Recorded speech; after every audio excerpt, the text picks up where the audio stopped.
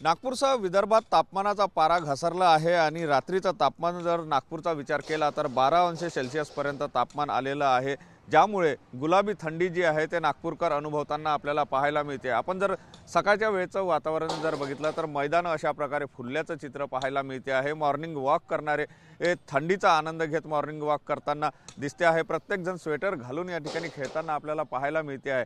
एकंदर म्हणजे विदर्भामध्ये थंडी जी आहे ती लवकर येत असते, मात्र यावर्षी उशिरा का असेना परंतु थंडी जी आहे ती आता सुरुवात झालेली आहे थंडीला आणि गुलाबी थंडी जी आहे ते नागपूरकर अनुभवताना दिसते आहे। विदर्भाच्या सगळ्या जिल्ह्यात जवळपास तापमानाचा पारा घसरलेला आहे आणि तापमानाचा पारा खाली आल्यामुळे थंडीचा खऱ्या अर्थाने सुरुवात झाल्याचं चित्र पाहायला मिळते आहे।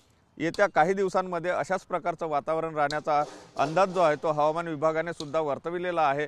दिवसाच्या तापमानात सुद्धा घट झाली असून ते 29 अंशापर्यंत आलं, तर रात्रीचं तापमान जे आहे ते 12 अंश सेल्सिअस पर्यंत पोहोचल्याचं चित्र पाहायला मिळते आणि नागपूरकर या खऱ्या अर्थाने गुलाबी थंडीचा आनंद घेताना दिसून येत आहे। कॅमेरामन साईसह सुनील ढगे, TV9 मराठी, नागपूर।